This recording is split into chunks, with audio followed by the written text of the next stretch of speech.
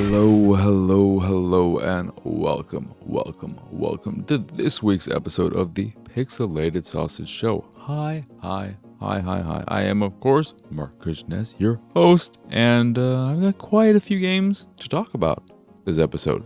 Way more than usual, so get excited about that. Not so much to get excited about in terms of what I've been watching, because I just finished this morning Star Trek The Next Generation, and I'm happy to be done with it. It is exactly the same as it has been throughout the entirety of my watching, so if you've been listening to previous episodes, there's good, there's bad. Will Wheaton still sucks, though thankfully he was not in the show as much as I thought he was going to be, though even so, his little send-off, his swan song of an episode that focuses on him and his decision to not join Starfleet and go his own route was really bad, and also had this really weird Native American plot to it that involved Picard and his family legacy. I think maybe his grandfather did a lot of bad things, and they just try to tie all these things together and deliver a message which is admirable, but it did not work at all. And Will Wheaton, Wesley, in the episode was just kind of his usual annoying self. And I'm gonna turn the lights on because it's looking extra dark right now. So I'm sorry for this for any of you fellow users, but I hesitate to do this, I'm sorry. But Alexa, turn on the ceiling light. Okay, Alexa, what the hell? Turn on the goddamn ceiling light. You don't know that? You just did it. Don't tell me you don't know that. You just turned it on. Gosh darn, Alexa. Okay, we're good. But his episode was thankfully, it was just one episode. But, yeah. TNG is fine. I think, given the length of it, that it's 7 seasons, 7 full seasons, it struggles a lot. There's a lot of bad in there. There's a lot of stuff you can just skip if you're a normal person who doesn't feel the need to watch everything. I liked the fact that, at least with the last few episodes or so, we got to see a romance develop between what's her name? Troy and Worf. That was a fun twist that I was not expecting. And I was kind of not as cold on Riker early on as I was as the show progressed. I felt like, or I feel like I remember people talking about how bad he is early on, and he starts to become better as time passes and the show and his character develops more, but I found him to grow more and more annoying and more of a piece of shit as the show developed, but maybe that's just me.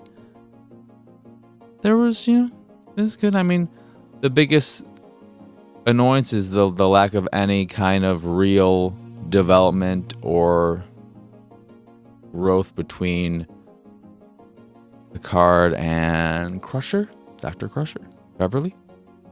Because there's clearly a lot there, and we get hints of it, but they never really do too much with it, outside of the last episode where we get to have some fun moments because of the various timelines and everything that happens. And I'll say that the final episode of The Next Generation is very, very, very good. There were some frames missed due to rendering lag.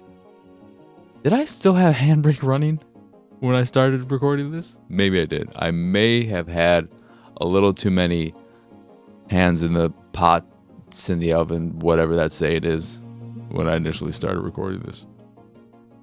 But we're good now. Yeah, that's enough Star Trek The Next Generation talk. And that is the end of it. Until I get to the movies, whenever that happens. But what I'm going to start watching next, I have no idea. I'm thinking about maybe Farscape, maybe an episode of Lost here and there now. I've been thinking about returning to Lost for a while because as bad as a lot of it is, or A lot of it is just dumb crap, but it's enjoyable dumb crap. I just really don't like Kate, and I know she's a main player, and that was what pushed me away when I left the first time. But we'll see.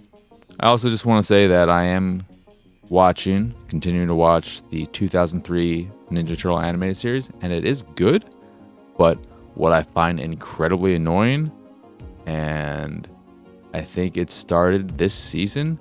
It may have also been in the previous seasons, but I'm noticing it way more in season 3. A lot of the ancillary characters or singular episode characters who may be the antagonist of that particular episode. So you may have somebody who's robbing a bank, like some heist group, whatever you want to call them, gang of heisters. They are often voiced by the same person, the same voice actor, and sometimes they voice multiple characters in the same episode. And this is to be expected. Sure, I understand. But the problem is, the voice actor in question is the voice actor for adult Goku. And he is, for me, the only voice actor I can think of off the top of my head who I can't hear as anyone else. It's just Goku all the time. And that's because, for me, Dragon Ball is my comfort show. I don't know if I would strictly say my comfort animated show or just my comfort show in general, but I find it very comforting, and a large part of that is because of Goku and his voice. I think he so perfectly encapsulates the personality of Goku and all the various ranges of him, so that whenever I hear him in other shows, I just can't help but hear Goku. And when I'm hearing his voice so often in the Ninja Turtles and hearing it multiple times for multiple characters in one episode, it's really distracting, really annoying, and it drives me fucking crazy. But outside of that, it's pretty good. It's definitely more of a serious show than the original series. You get to see them being more ninja-y, which is fun at times. Something that I think... I'm trying to think if there are other examples, because the CGI show from 2012 didn't have many ninja things, and I'm talking about stuff where they are climbing in the walls, hiding in the shadows, being true ninjas, not just fighting or shit like that. So that's fun to see. But that's it in terms of what I've been watching. So we'll see what I'll be watching next week, because who knows? Nobody knows. So let's just get on to what I've been playing, all right? How about it? Sound good? Okay. So I'm going to start off with Ghostbusters Spirits Unleashed, which is the latest game from Ilphonic, makers of Friday the 13th, Predator Hunting Grounds, I think it was called, and there may have been a few other games in there, but those are the two that I know off the top of my head. I didn't play any Predator, but I played a fair amount of Friday the 13th and did an Attack the Backlog episode for it. And I liked that more than I was expecting. With Ghostbusters Spirits Unleashed, I was cautiously excited. I'm not a huge Ghostbusters fan. I liked the first movie well enough. It's a fun movie that is very reliant on the strength of its cast and their chemistry with one another. Because the actual Ghostbusting and all that, not that exciting. Until the very end, when you got this giant marshmallow man, the Stay Puft Marshmallow Man. That's fun. Except the fact that they had a doll of that when the movie originally came out that had glow-in-the-dark eyes. And one time, my brother took that doll, shined a light on it, shined a light on its eyes so that they would glow in the dark, as they are want to do, and then hid it in the basement in a dark place, and then sent me down there so that I could be scared the fuck from that goddamn glowing eye bastard. But Spirits Unleashed is an asymmetrical multiplayer game where one person plays a ghost, and then you have 4 people playing the Ghostbusters. If you don't have 4 people, the rest will be filled with AI Ghostbusters, and they are dumb as shit. So don't rely on them. Don't expect anything. If you're playing against a human ghost, you better have a full group of human Ghostbusters, because the AI is horrible. But you can also play offline with AI teammates and an AI ghost. You can play as a ghost against AI Ghostbusters.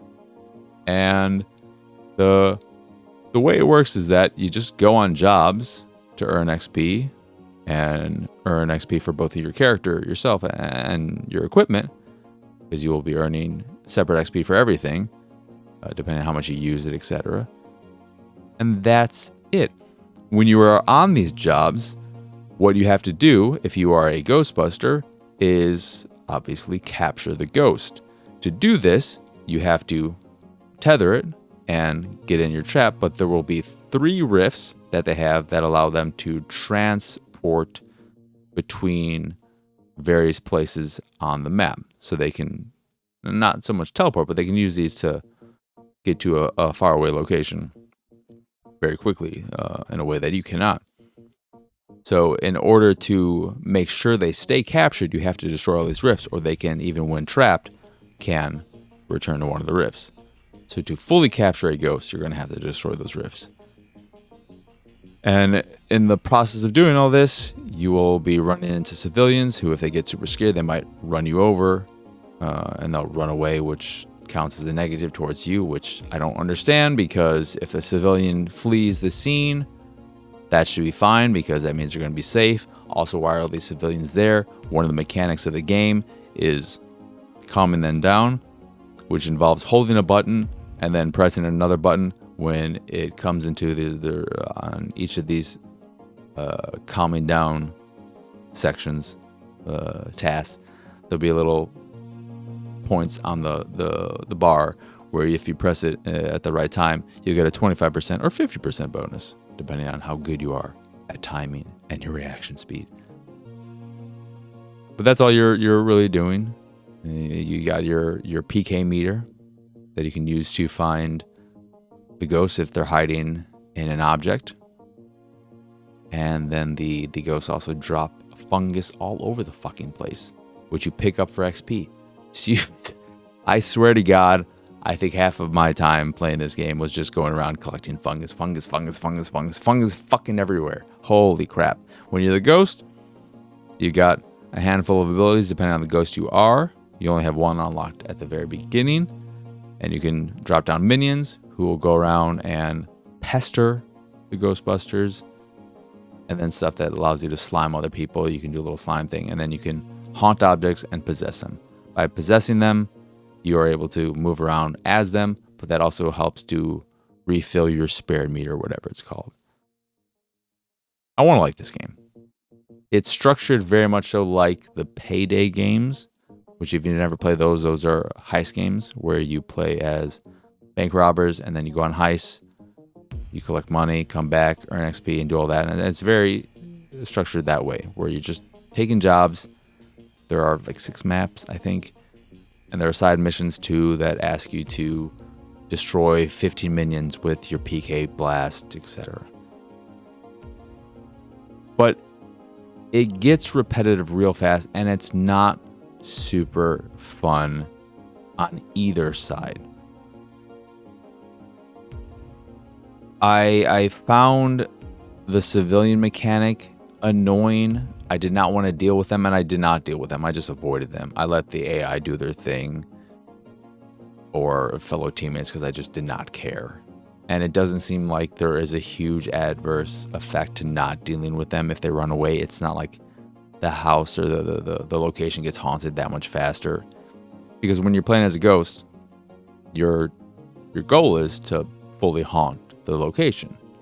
And you do this by scaring people, possessing objects, haunting objects, just creating an overall ruckus. But it's just not that much fun. It's got a nice look to it. I enjoyed most of all creating my character and their look, except that got reset at one point. I don't know why. It just got completely reset, and it was very frustrating because I spent a lot of time, especially working on my person's mustache, and it just all went to hell. But I find the upgrade system a little annoying in that I just wish it was all cosmetic, because early on it's going to be harder doing this or that, and it's simply because you have weaker equipment. It's also very much so a cooperative game, whereas Friday the 13th worked well with randoms, and I think it's partially because of the thematic nature of that game compared to this, where you're just a bunch of camp counselors trying to survive, and yes, you are working together, but there's also that mindset of, well, if I can get out, fuck all y'all, I don't care. We're working together, but if I see an out, I'm getting out of here, and I don't give a shit about any of you, which was often the case with like the boat. If you can get the boat running, you're not waiting for anyone to come by. If you get the car running, you might stop if you come across somebody if they're in the middle of the road, but you just want to get the hell out of there. And in Ghostbusters, it's clearly a more cooperative focused game because you're playing a group of Ghostbusters trying to take out this ghost. So there are many ways in which working together gives you bonuses. So if you're trying to destroy a rift, if you're doing it by yourself, it's going to take a long ass time. You do not do a lot of damage. But as soon as more of the busters start taking down or trying to destroy one together, the multiplayer, the damage multiplier goes up, and you're able to destroy one a lot faster. Problem is, the AI, again, this is, maybe with randoms it'll still be fine, but the AI is so stupid. The AI is just way too stupid to be useful in any capacity. There are so many instances where the AI would just stand out in place with their PK meter, and they'd just be looking at it. They wouldn't be looking at it and trying to find something. They wouldn't be like moving around and like, oh, there's something over here. Oh, let me follow this and see where this leads me. They're just fucking standing there and just looking at it. What are you doing, buddy? Is something there or not? If there's not something there, fucking go find something. Do something. And they love talking to civilians, man. They love common civilians, so good on them for that, I guess. But they're so freaking stupid. And one of the most frustrating things to me is the lack of accessibility options, because when you play as a ghost, one of the main mechanics is that if you get caught, if you get tethered, you have to mash on Xbox, which is where I'm playing it. You have to mash the X button. And there is no way of adjusting this, changing it so that you only have to hold it. And I understand the reasoning is because that would make it a lot easier, and there has to be some kind of difficulty tied to breaking free, so that it's not just, oh, you just hold the button and you're fine. But I think they could have thought it out a bit better. Maybe have it be a timing-based thing where it's more quick time eventy, and they put on button prompts, and if you miss one, it would slow you down or something. I don't know. Anything other than mashing a button. I don't like mashing a button ever. And it's frustrating that you don't have an alternative to that particular input. But I played quite a few matches as the Ghostbusters and a few as the Ghost, and I just didn't have that much fun. It became evident that the strength of Ghostbusters was always in the cast and their chemistry and the story and just enjoying being in these characters' company.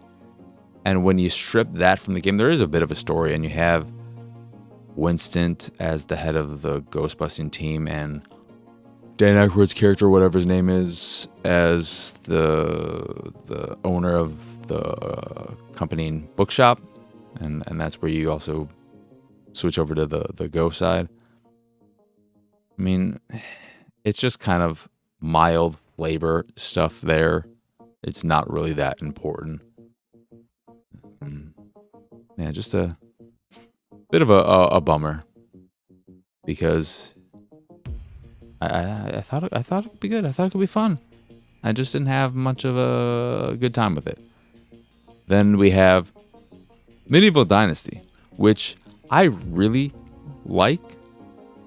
It's a little rough around the edges, but I had probably the most, I'd say of the games. There's one that I also enjoyed quite a bit, but Medieval Dynasty is something that I could see myself losing hours and hours and hours in. And I should probably say what it is, because you're like, well, what is it? What is it? What is this game that is like grabbing you so much? It is basically Skyrim meets Harvest Moon, and way more on the Harvest Moon side of things. It's first person, but you can play in third person, and the third person camera and gameplay feels pretty all right. So that's a perfectly fine option if you want. Unlike maybe Skyrim finally made it playable at the very least, but every game prior to that was horrendous, and that's just something that a lot of Bethesda games were never really good at. They were clearly first-person games and meant to be played that way. But in Medieval Dynasty, you play a young man. You don't have any customization over your character, at least in terms of their initial look and everything. And you lose your family. Your parents died, and you go to meet your uncle, and you get some flavor, story, text, and all that kind of stuff. There's a bit of voice acting in the cutscenes, I believe, but all of the dialogue after like the initial "Hi, how you doing, buddy?" is all just strictly text. But the basic gist of the game, because it's way more Harvest Moony than Skyrim, because you're not going to be fighting dragons and skeletons and goblins and all these creatures. You're way more into the farming and creating a village of your own as well, type of thing. You were given free reign to build on this particular land, and you're kind of set off to do your own thing very early on. You can talk to anyone, romance anyone, but they might be married, they might not be into you because of this, that, or whatever. You have plenty of dialogue options. You can flirt with characters in order to try and get on their good graces, and with characters you don't want to pursue a romance with, you still want to create some kind of rapport with them so that maybe they'll join your dynasty. But it's very much so a survival building game where you have to worry about your hunger and thirst and whatnot. You have seasons that happen by default every 3 days. You go around collecting resources, crafting, everything's unlocked, like all the recipes are unlocked right from the start. And when you start building your village, you'll have to worry about your residents and their well-being as well, which is a nice little thing. And it's just the kind of game that, like, visually, it's a bit rough. It runs at 30 frames per second. Disappointing playing on the Series X. It's not a visually stunning game, so it would be nice if it ran a bit smoother. There is regrettable texture pop-in and pop-in in general, which is not enjoyable. I don't like pop-in all that much. But from a strictly gameplay standpoint, it is super satisfying if you're into that kind of mundane side of things. If you enjoy farming and all that jazz, and building up a town, and building it your own way, designing it and the buildings within it, recruiting people to join your town and seeing it grow, finding someone to romance and watching that develop. That's all really fun, even though there is a bit of jank to it. There's no jank to it that's crippling or anything in that nature. And the thing I love most of all is, and you can adjust this at any point. You have the option to adjust it at the very start of your game, but it's not locked in. You can adjust it as much as you want, make it easier or harder as you're playing more and more. I love how customizable the game is, in how hard or easy it is for you, how much of a casual experience you want, which is similar to stuff like Minecraft, where you can turn on the like no creeps mode or whatever it's called. But you can really fine tune it in Medieval Dynasty, where you can set the percentages, how much of your resources you'll need for these things. You can take away encumbrance altogether. You can make it so that you have unlimited health, unlimited stamina. You can adjust the length of a season, so the default is 3 days, but you can make it much longer if you want to have a more immersive, slower paced experience. You can make it so that your inhabitants, your residents of your town, when you eventually build one and get people to join it, where you don't have to worry about anything. You don't have to. You can make it really, really low, or you can just make it so that you don't have to think about it at all if you just want to worry about crafting and the design of your village, etc. So I really appreciate all that, and the fact that you can change that on the fly and the changes happen immediately. That is something I wish every game had. Give me the default setting. Give me what you like, how you design the game around. You can have all that, but then give me the free ability to adjust it as I see fit. Because while it's not really a game I think my dad would like, the whole he's way more into fucking wanting to kill things. So if there was more of that, he'd be into it. But the types of options they have in there make it so that if my dad ever wanted to try and play a game like this that revolves around crafting and all of that, he could do it and not have to worry about his health or his hunger or thirst or any of that stuff. He could just focus on getting accustomed to the building and all that jazz, crafting, etc. And then maybe if he gets really good at that and he's just like, oh man, I can fucking do anything. I can do all this in my sleep. I can build a house in my sleep. I want more of a challenge. You know, you can adjust it then. You'd be like, okay, now you're gonna have to worry about hunger. Now you're gonna have to worry about thirst. Now you're gonna have to worry about your health, etc., etc., etc. So, yeah, there's probably a lot more in the game that I still haven't experienced because it's gonna be a meaty game.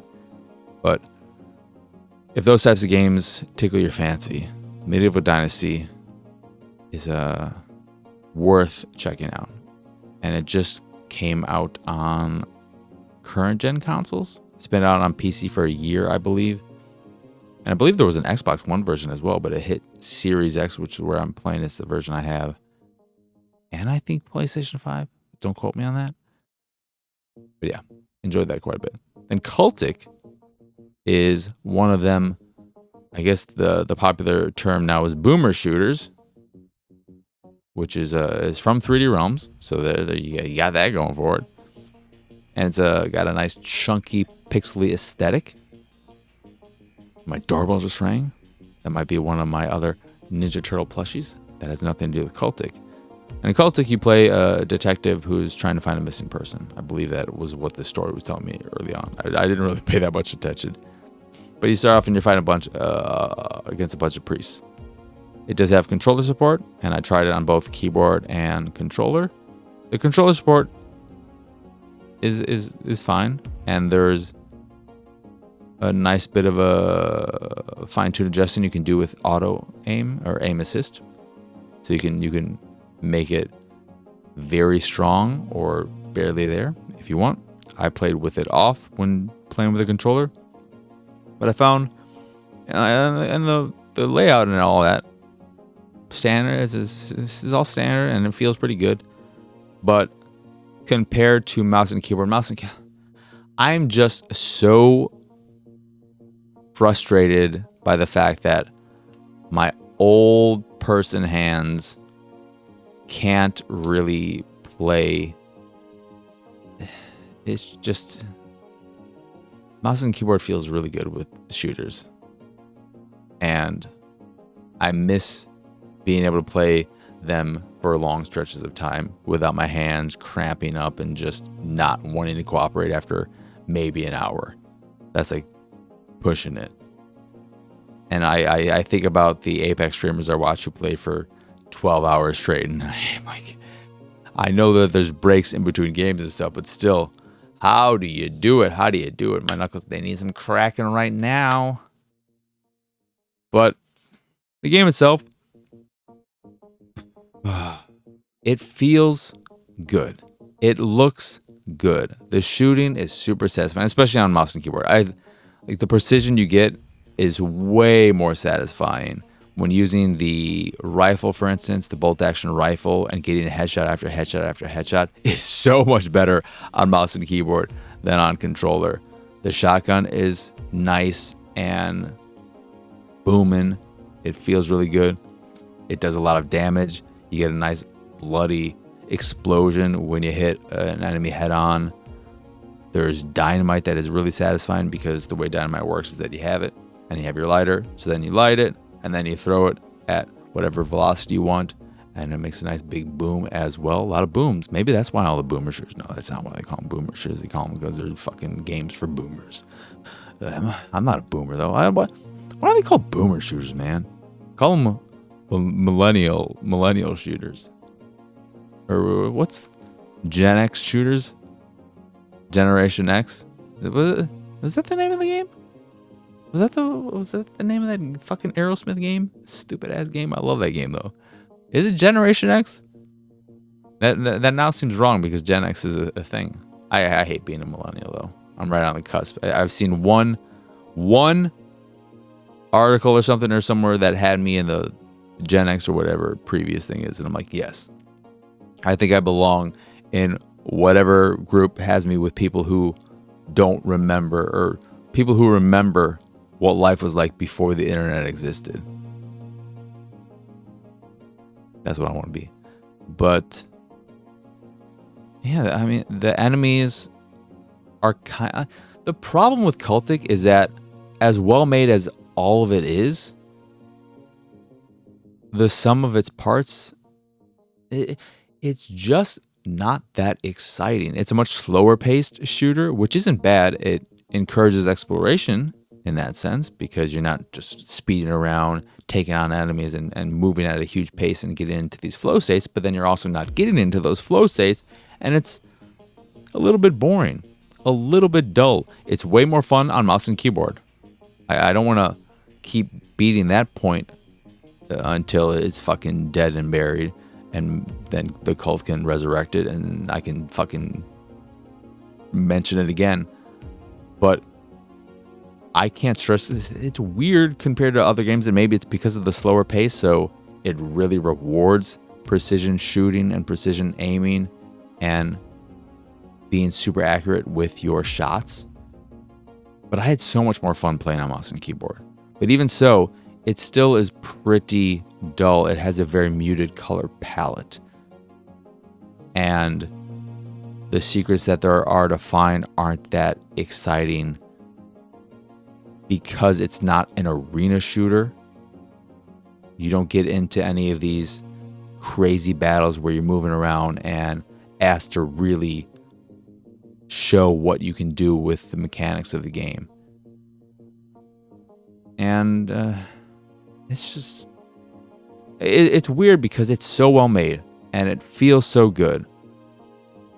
And I enjoy playing it, but it's just not at that extra special level. It's like the most solid 7 out of 10 you could ever want to be. And being a 7 out of 10 isn't bad. But there's nothing special about it that makes me say you really need to play it. This isn't a game I will likely remember in a few months' time even. Whereas I'm still thinking about Turbo Overkill. I think Turbo Overkill just came out with some new missions or whatever in time for Halloween, and I can't wait to go back to that game. So this doesn't have that. And what was the other games? Yeah, I can't remember. But like Turbo Overkill, I mean, that just shows you how good Turbo Overkill was in that I still remember it by name. I had so much fun playing that game, and I can't wait to play more. And this is a game that is good. It's good, man. It's good. It's just not great. And that's a little sad. Next up we have Eville, Eville, which is a werewolf type, Among Us type. What do you call those games? What are they called? They're not deceit games. I'm trying to think of what they're called in the tabletop world, like Coup and Shadows over Camelot. Any of those games. What are they called? What are they called? I'm not going to remember. But it's one of those games where you have a handful of people who are trying to work together, and then a few people who are trying to sabotage everything and kill everyone without getting caught or discovered. And it's very Among Us. I'm using that as the example just because I think a lot of people have played that compared to maybe some of these tabletop games, even though I haven't played Among Us. But I've seen it played at times, and I can see that there are similar things where, I mean, even like with Sea of Thieves. I mean, in the Sea of Thieves, you're not doing anything. You can put somebody in the prison and vote on it or whatever. But when someone dies or whatever and you discover them, you can call upon a town meeting and then vote on who you think is the saboteur, and then put them into the little bird cage. Well, it's a big bird cage because they're a human-sized person. I mean, they could be a goblin too. And then you can burn them alive if enough people vote them guilty. The interesting thing about Eville is that it feels a bit more grand than something like Among Us, where you're all on a station or something and you're just going around doing your various tasks and everyone has a task to do. Or not, I don't think everyone has a task to do. They're just tasks that need to be done and you go about doing them. In Eville, the tutorial isn't that great, but what you're really doing is just going about your day, doing whatever you're tasked to do if you are a regular town person or one of the saboteurs. And then you go do various little side missions that are super simple, like collecting a few resources for a character or crafting a potion for them or stuff like that. And you can buy resources that'll help you protect yourself at night, because when the day is over and night comes, you're going to be asleep. If you're a normal character, you're going to be asleep in your home, and hopefully you won't get killed. You can set up traps to try and avoid this from happening, but you just don't know. And it's all well and good. However, it is clearly not ready for liftoff, for eating, for whatever. It needs more time in the oven. The texture load-in delay in this game is insane at times, taking upwards of like 10 seconds to fully load in all the textures. Even on like the character select screen, it's just taking forever to load in these textures. I'm like, what the fuck is going on? The gameplay doesn't feel that great. The things you're doing within the game are pretty fucking boring and super repetitive. You're just doing these same missions over and over again. And it just is not fun at all. I think one of the most not glaring things. I'm trying to think of what's the word I want to think of. What is the word I want to say? I don't know. I think one of the best or most telling things about the game in terms of its quality and what other people are thinking of. It's also it seems very free to play, but it is a premium game, not a full price game, but you have to pay $15 to get into the front door, and then they have like a deluxe pack or something for more. I think maybe 30. But it does have a barrier to that initial entry with a small price tag, but a price tag nonetheless. But what was very telling was that in the handful of games I played with other people, and it does have crossplay, it is Xbox and PC only, I believe.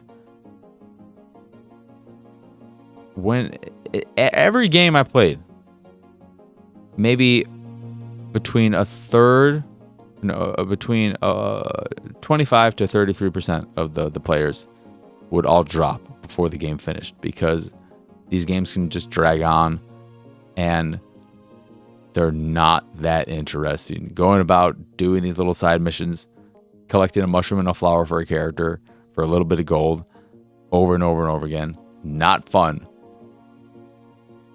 And there are so many instances where characters are just going about doing things and like, I don't know. Maybe that's the bad person. I have no idea. Everyone's just doing their own thing, and it doesn't really feel like it's super clear. It's just like you're doing your thing, and then at some point someone will die, and then you can have a town meeting and you can vote on this or that and whatever. It just seems like a game where everyone's doing their own thing. Nobody really cares about anything, and then almost half the lobby drops because they're like, why am I even playing this anymore? And I don't have a good reason. I don't have a good answer to that. Then, next up, you got 41 Hours, which has some alright ideas. It's a first-person shooter where you play as a dude and you got a lady with you who can teleport and create rifts for you that allow you to get in areas you wouldn't be able to otherwise because of a wire fence you can't just climb over. Maybe it's electric fence. Maybe there's a rift. Maybe there's like some other shit there. But they can also go and phase to a specific point and blow up themselves, which is kind of fun. But the game itself feels like shit. It's a horrible feeling shooter. Some of the iron sights are awful. The controls are terrible, and you can't change them in any way, shape, or form.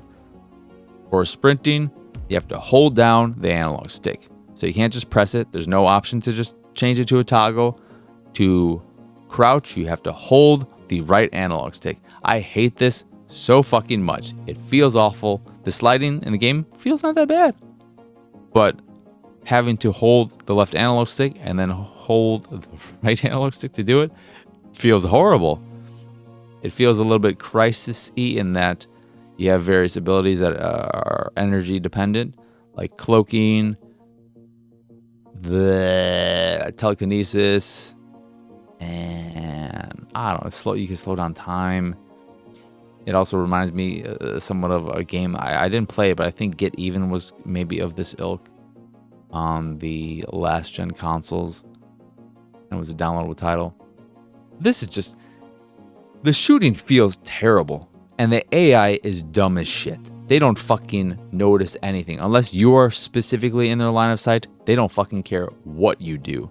So you could shoot someone in the head right in front of them, and they won't fucking do a thing. They won't react in any way. You make a fucking giant mech explode in front of them, they just stand in place. They don't even move from the explosion blast. They're just like, okay.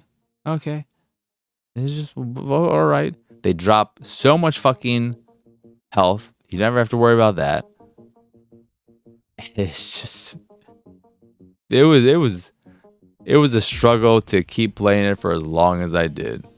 I played through the first area, did a bit of the second area, and I was like, why am I still playing this game? This feels awful. The telekinesis feels awful. All the controls are just so weird, and the fact you can't change them is so annoying because, for instance, with the lady who you can send over to people to make them explode, you hold the left, or no, you hold like up, I think, on the D-pad to bring up the point, the little on-screen indicator of where you want her to go, and then you press one of the triggers to either make her explode or create a rift for you, and it's just incredibly cumbersome. It does not feel good at all. And that's just the game as a whole. It's just super cumbersome, and it looks like shit too. It doesn't look great. There's nothing good about the game. Some good ideas, all of them poorly executed, some incredibly poorly executed, and giving you no way of I could just let me fucking change the goddamn controls. I could deal with stupid jank if a game has some, like, if I could just change the controls and make it not feel like shit, and make it so that using the various mechanics like the slowdown and all this stuff felt a lot smoother, maybe I'd actually enjoy it despite the garbagey nature of a lot of the rest of it. I can't do that.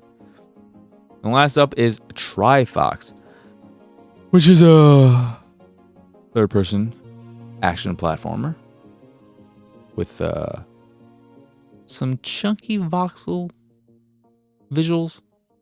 It looks okay. I'm not overly fond of it.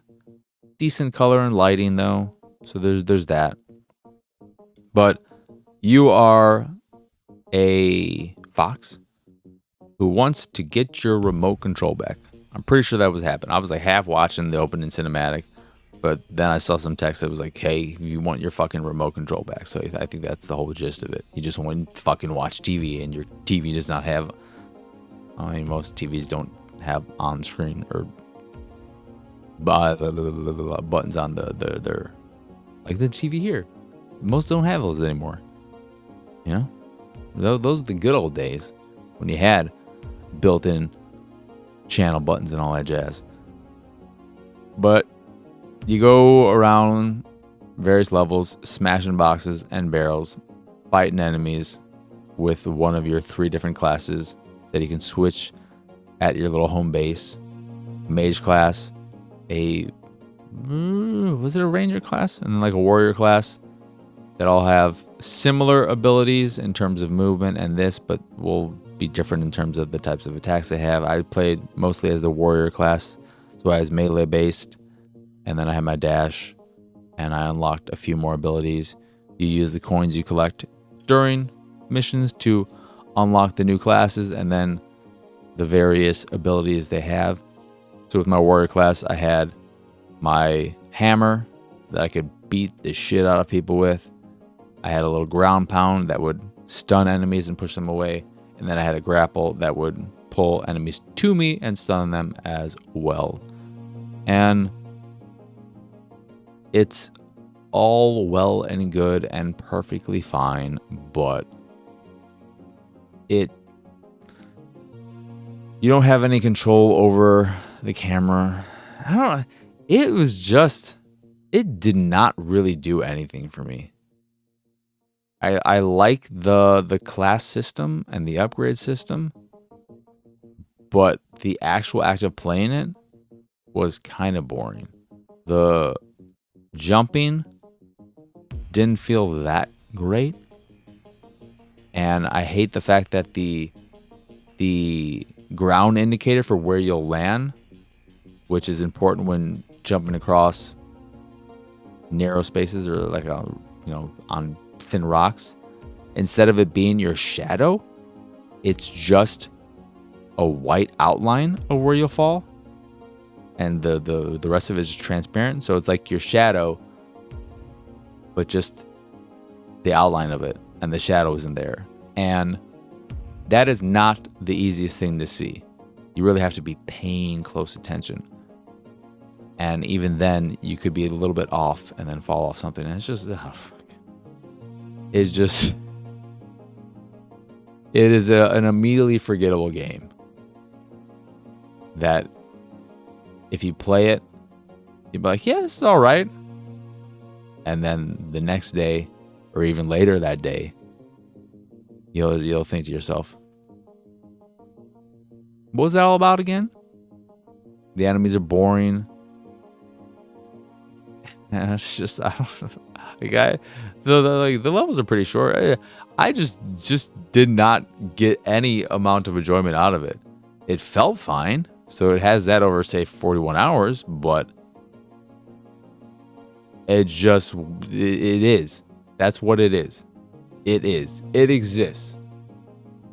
But it doesn't have that charm or something extra that you need in a game like this, where there are so many of these games.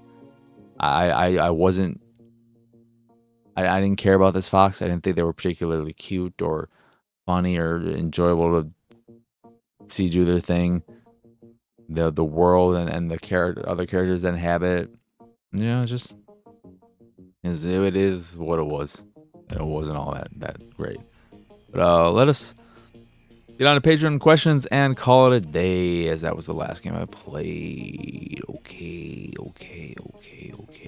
And I believe we only have 2 questions. So let's get to them. I should have had this already open, but I did not. So, from Lunchbox. What is the stupidest thing you have ever done? To share a reminder, we all do dumb things. I once climbed onto and then subsequently jumped off a car going around 35 miles per hour. So I have talked about, I don't know, on the podcast, I don't need to get into it, but dumbest thing I ever did as an adult was drink a lot of alcohol in a short period of time without drinking water as well or eating any food. And then I threw up blood, I blacked out, and I probably almost died. And I haven't had anything to drink since. And I feel really dumb for even having that happen to me, because I think I'm a relatively responsible person, and I wanted to see. I've always had a high tolerance for alcohol, where it doesn't really affect me, and I wanted to see how much I could test that, and that was a stupid thing. That's not a reason to ever drink. Don't ever do that. And I still feel horrible about that, because I scared the shit out of my dad. And yeah, I did not like doing that.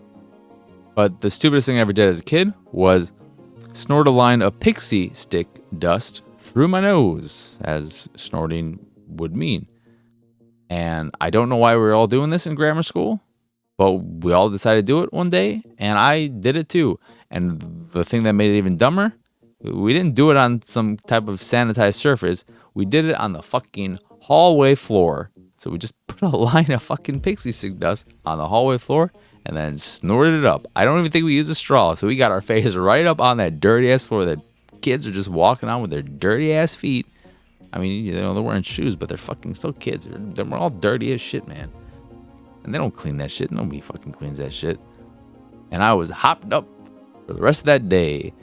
And, I didn't do any permanent damage or anything.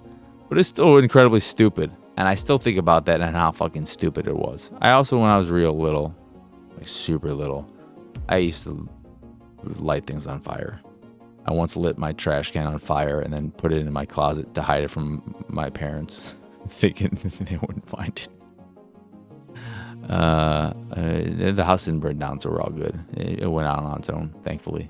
Didn't light up the clothes on fire or anything. But yeah, those are some of the dumb things I've done. Then from Jedi, what's your favorite season? This is really hard, but I think I'm going to have to go with Justified Season 2, because Margot Martindale was an incredible antagonist. Seeing her play outside of her normal character was so much fun, and she killed it, just like she killed some characters on the show. It was so fucking good. That show in general is fantastic. Oh, you mean my favorite weather season? Oh, all right. In that case, I'm going to have to go with fall. My favorite seasons are spring and fall because of the general weather. You get a lot of rain during those times of the year, and it's on the cooler side, but it's not too cool. And if I had to pick one as an isolated season, I would say spring, because I think we get more rain during that time, and there's something a little bit nicer. It feels a bit fresher. The spring air, I guess, is like a saying or whatever for that reason. It just feels a lot cleaner and fresher. However, the reason why I'm going with fall, and also with spring, you got the trees growing and everything, and you have to deal with fucking raking up leaves and all that kind of horse shit. Nobody wants that. I don't have a tree in front of my house, so I don't have to worry about that. But I wish I'd had a tree, and if I did, I'd have to worry about that. And I don't want to do that. But the reason why I pick fall over spring is because fall leads to winter, and spring leads to summer. I hate heat. I can't handle heat. It makes me really sick and makes it hard for me to do things. And winter is something I can deal with. I don't mind the winter. I like bundling up. It's a lot easier to bundle up than to remove clothing, and even with AC or whatever, it's not the same satisfaction that you get when it's cold and you bundle up. So because of the following season, what follows it, that's why fall is my favorite season as opposed to spring.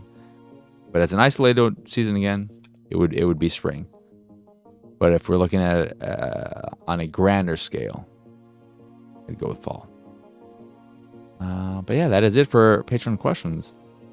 And so that'll do it for this here episode of the Pixelated Sausage Show. Once again, I am Marcus Nez. Y'all can find me on Twitter and pretty much everywhere at PX Sausage.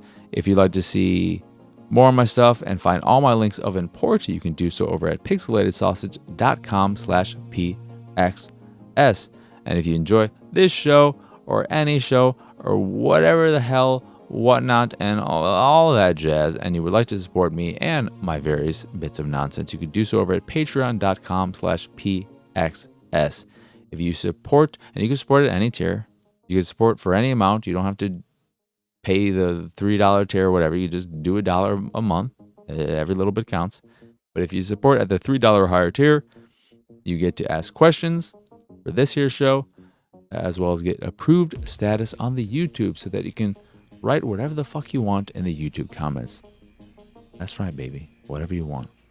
Whatever you want. Except if you say something real bad, I'm gonna delete it. I'm gonna be like, take your money back and get out of my face. You're a bad person. So don't think you'd be awful. The $3 gives you the ability to like post links and swear like I swear without having to worry about YouTube being like, no. But start spouting some nonsense, get out of here. But that is it. So as always, thank you for watching or listening. I hope you enjoyed this here episode, and I hope you have a wonderful rest of your day and an absolutely lovely weekend. Bye. Oh, so adios, arrivederci, and for now, bye.